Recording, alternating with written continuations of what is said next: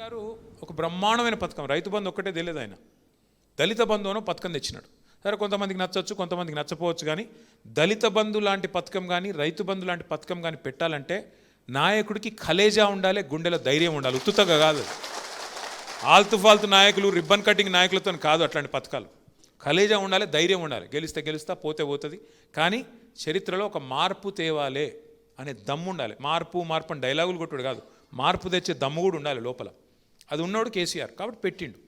వీళ్ళు ఏం చేసారు కాంగ్రెస్ వాళ్ళు? కేసీఆర్ 10 లక్షలు ఇస్తా అంటే మేము ఎంత ఇస్తా అన్నారు? ఇస్తా అన్నారా? ఎవరికన్నా ఒక్కనికన్నా 12 పైసలు పడ్డాయా ఈ రాష్ట్రంలో? ఇంకేం చెప్పారు? కేసీఆర్ పైసలు ఇండ్లకు ఇస్తలేడు, ఎస్సీ ఎస్టీలకు మేము 6 లక్షలు ఇస్తామని చెప్పారు. ఇందిరమ్మ ఇండ్లకు ఒక్క ఎస్సీ సోదరుడికి కానీ ఒక్క ఎస్టీ సోదరికి కానీ ఈ రాష్ట్రంలో 6 లక్షలు వచ్చినాయి ఎవరికన్నా? ఇంకేం చెప్పినారు? 10వ తరగతి పాస్ అయితే 10,000 ఇస్తాం, 12వ తరగతి పాస్ అయితే 25,000 ఇస్తాం, డిగ్రీ పాస్ అయితే 1,00,000 ఇస్తాం, పీజీ పాస్ అయితే 5 లక్షలు ఇస్తాం. ఒక్కలకు చూపెడతావా? అవి వదిలిపెట్టు, కొత్తగా ఇచ్చేటి ఇడిచిపెట్టు. ఉన్నది ఫీజు రీయింబర్స్మెంట్, ఫీజులు కట్టే కార్యక్రమం ఉంది కదా, ఫీజు రీయింబర్స్మెంట్ రాజశేఖర రెడ్డి గారు పెట్టినారు. మంచి పథకం అని మనం కొనసాగించినాం. ఇలా కాంగ్రెస్ వాళ్ళు ఫీజులు ఇవ్వకపోతే, కాలేజీలు సర్టిఫికెట్లు ఇవ్వకపోతే ఒక తల్లి తండ్రి హైకోర్టుకు పోయినారు. అయ్యా వీళ్ళు డబ్బులు కట్టట్లేదు. హైకోర్టు ఏం తీర్పిచ్చింది ఎరికైనా? వాడు ప్రభుత్వం వాడు బేకారు ఉన్నాడు, వాడు ఇస్తలేడు కదా పైసలు, మీరు కాలేజీలో తల్లిదండ్రుల దగ్గరనే వసూలు చేసుకోపోండి అని చెప్పినాడు. మరి ఎందుకు ఇక ప్రభుత్వం ఇంతకంటే సిగ్గుచేటు ఉంటుందా? ఒక ప్రభుత్వము తల్లి తండ్రిగా 1000 గురుకుల పాఠశాలలు పెట్టి ఒక్కొక్క విద్యార్థి మీద 6.5 లక్షల విద్యార్థుల మీద, ఒకరు కాదు ఇద్దరు కాదు, 6.5 లక్షల విద్యార్థుల మీద ఒక్కొక్కరి మీద 1,20,000 రూపాయలు ఖర్చు పెట్టి చదివిపించిన కేసీఆర్ ప్రభుత్వం ఎక్కడ? ఆ ఫీజులు కట్టకుండా సావగొడుతున్న రేవంత్ రెడ్డి ప్రభుత్వం ఎక్కడ? అందుకే కేసీఆర్ గారు చెప్పినారు, మీకు అన్న వస్త్రానికి పోతే ఉన్న వస్త్రం పోతుంది, ఆయన జాగ్రత్తగా ఉండండి అని చెప్పినారు. ఇన్లే మనం.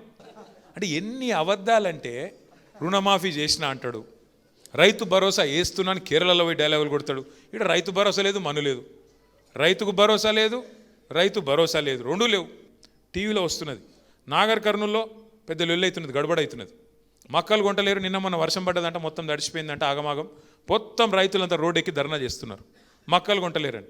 అంటే నేను ఎందుకు చెప్తున్నా అంటే, ఒక మక్కలే కాదు, రాష్ట్రంలో ఈ రోజు వరకు వరి కొంటలేరు, మక్క కొంటలేరు, ఏ ధాన్యం కొంటలేరు. అదే కేసీఆర్ ఉన్నప్పుడు మమ్మల్ని సావగొడుతుండే, ఫోన్ చేసి ఒక్కొక్క మంత్రిని ఉరికిస్తుండే. ఇంకెందుకు తెరవలేదా మీరు? వెంటనే కొనండి, అక్కడ రంగు మారినా, ఎండినా, వానినా, తడిచినా, ఏమైనా ధాన్యం కొనండి. సీలింగ్ లేదు. ఇప్పుడు మక్కలకు సీలింగ్ పెట్టినారు, మేము గింతనే కొంటాం, పంట గింత వండితే నేను గింతనే కొంటా. నువ్వు ఏం చెప్పినావు ఎలక్షన్ల ముందు? అభయ హస్తం అని బిల్డప్ ఇస్తేవి. అభయ హస్తం మేనిఫెస్టోలో ఏం చెప్పినావు? ప్రతి పంటకు బోనస్ ఇస్తా అని చెప్తేవి. ఇవాళ ఏమైంది మరి? 500 బోనస్ వచ్చింది ఎవరికన్నా?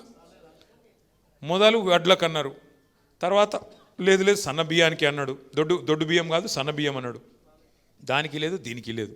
అంటే ఎన్ని రకాల మోసం అంటే అన్ని మళ్ళీ ఏదో అర్రాస్పాట లెక్క చెప్పిండు. అత్తకు 4,000 పెన్షన్లు, పిల్లలకు 2,500, పిల్లలకు స్కూటీలు, కేసీఆర్ 1,00,000 ఇస్తున్నాడు, నేను తులం బంగారం ఇస్తా. అంటే అర్రాస్పాట లెక్కనే పాడి, అసలు ఊర్లల్లో వాడతారు చూడు పాటలు, అట్లా వాడి ఆయన 2 ఇస్తే నేను 4 ఇస్తా. మరి ఏమో 2,500. ఇంకా ఇప్పుడు అడిగినాం అనుకో ఏమంటున్నాడు? కొత్త డైలాగ్ నేర్చుకున్నాడు రేవంత్ రెడ్డి. మన ఆదిలాబాద్లో మాట్లాడుతున్నాడు ముఖ్యమంత్రి, నోట్లకి వెళ్ళి రాకూడదు ఆ మాట.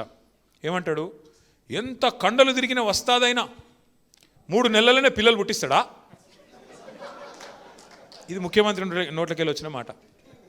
నేను అడుగుతున్న ముఖ్యమంత్రి గారు, 3 నెలలకు పిల్లలు పుట్టరని నాకు కూడా తెలుసు, అందరికి ఎరికే. 9 నెలలకు పుడతారు. కానీ 30 నెలలకు కూడా పుట్టకపోతే నేనేమనాలా మరి? ఏమనాలా చెప్పు మరి? ఆయన భాషలనే చెప్దాం. 30 నెలలకు కూడా పిల్లలు పుట్టలేదు కదా, ఒక పథకం అమలు అవుతలేదు కదా, నేనేమనాలి మరి? ఏమన్నా అంటే బాధపడతారు మళ్ళా. కానీ నువ్వే చెప్తే ఎవడు చెప్పమనండి నిన్ను? 3 నెలలనే ఇది చేస్తా, అది చేస్తా, పొడి చేస్తా.